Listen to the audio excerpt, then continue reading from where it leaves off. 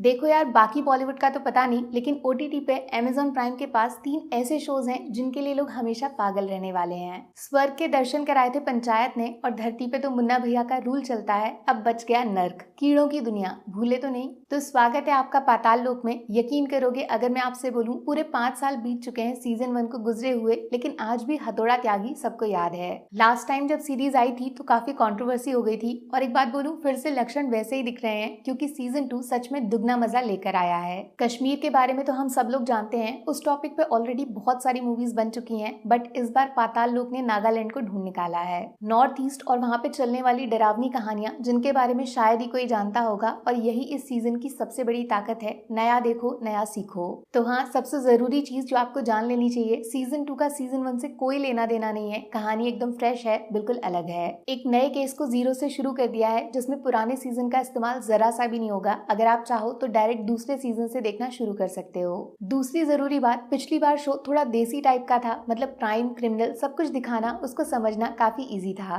But season 2 उसके एकदम उल्टा है, मतलब प्लेट में सजा के कहानी नहीं मिलेगी, आपको खुद से दिमाग लगा के हर एपिसोड को समझना पड़ेगा। अगर इतना कर सकते हो तो 8 एपिसोड आंख बंद करके निकल जाएंगे, बट दिमाग लगाने का मन नहीं है तो पाताल लोक के दरवाजे खोलने की गलती बिल्कुल मत करना। हाँ, तो सीजन 2 की शुरुआत एक महंगे 5 स्टार होटल के दरवाजे से होती है, जिसके दूसरी तरफ खड़ा होकर घंटी बजा रहा है एक रूम सर्विस स्टाफ। थोड़ी देर बाद दरवाजा खुद खुलता है, और सबसे पहले नजर जाती है टेबल पे रखे एक कीमती पर्स के ऊपर। मतलब मालिक कमरे के अंदर है, फिर दिखता क्यों नहीं। अगला दरवाजा खुलता है बाथरूम का, और उसके बाद तो जैसे पाताल लोक के सारे दरवाजे खुल जाते हैं, क्योंकि सामने जमीन पे पड़ी है एक नई नवेली लाश। मैं इतना श्योर कैसे हूँ ये लाश नई नवेली है, यही सोच रहे हो? क्योंकि किलर सबूत छोड़ के गया है ना, वो बाथरूम के पॉट के ऊपर वाली दीवार पे देखा। उस बॉडी का सर जो इस वक्त पूरी तरह धड़ से अलग हो चुका है। ये कहानी कितनी डरावनी रही होगी उसकी गवाह है बाथरूम की लाल रंग से ज्यादा लाल दीवारें। अब ऐसा बोला जाता है, रियल लाइफ में जब किसी सर को बॉडी से अलग करके बाकी लोगों को दिखाने के लिए छोड़ा जाता है, तो एक तरीका है कोई सीक्रेट मैसेज पास करने का।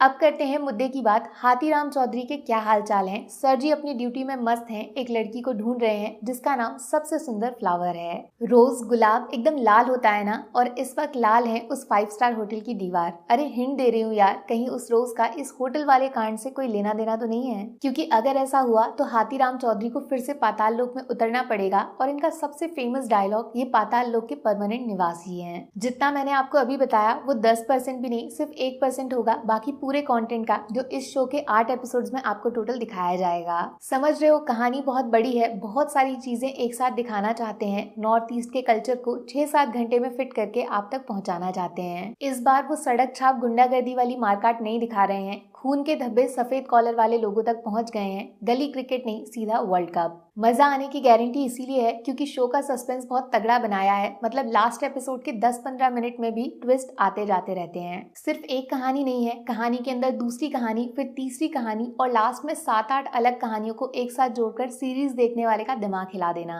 और कमाल की बात यह है, कोई भी कैरेक्टर इस बार शो में सेफ नहीं है। आप समझ रहे होगे, ये तो क्लाइमेक्स बदल सकता है, वो अगले ही एपिसोड की शुरुआत में खत्म, दी एंड। सीरीज तगड़ी इसलिए भी है क्योंकि 8 एपिसोड्स किसी को दिखाना, वो भी इस तरीके से कि सामने वाले को पता भी ना चले कि 6-7 घंटे कब निकल गए। इसके लिए शो का कॉन्सेप्ट उतना इंटरेस्टिंग बनाना पड़ता है, ओरिजिनल कंटेंट ढूंढ के लाना पड़ता है। पाताल लोक सीजन 2 का एक्स फैक्टर यही है कि पूरी कहानी नई है। जो लोग सड़ रहे होंगे कि कहानी बदल गई तो हथौड़ा त्यागी दोबारा देखने को नहीं मिलेगा, बॉस टेंशन नॉट, उसकी टक्कर का एक दूसरा कैरेक्टर तैयार है। जैसे सीजन 1 का फोकस थोड़ा क्राइम और क्रिमिनल्स पे ज्यादा था, लेकिन सीजन 2 दिमाग से खेला गया है, इंटेलिजेंट राइटिंग से एक्शन को पीछे छोड़ा गया है। और इसी वजह से ना शो को काफी नुकसान भी होने वाला है, क्योंकि ज्यादा इंटेलिजेंट सिनेमा अक्सर ऑडियंस को 2 हिस्सों में डिवाइड कर देता है। इसीलिए काफी लोग शायद 8 एपिसोड्स देखने के बाद भी सीजन 2 को सीजन 1 जितना पसंद नहीं करेंगे। हर कोई इस शो का पर्पस समझ नहीं पाएगा, बट जो सेंसिटिव टॉपिक ये लोग उठा रहे हैं ना, उसको पूरे 142 करोड़ इंडियंस को जरूर देखना चाहिए।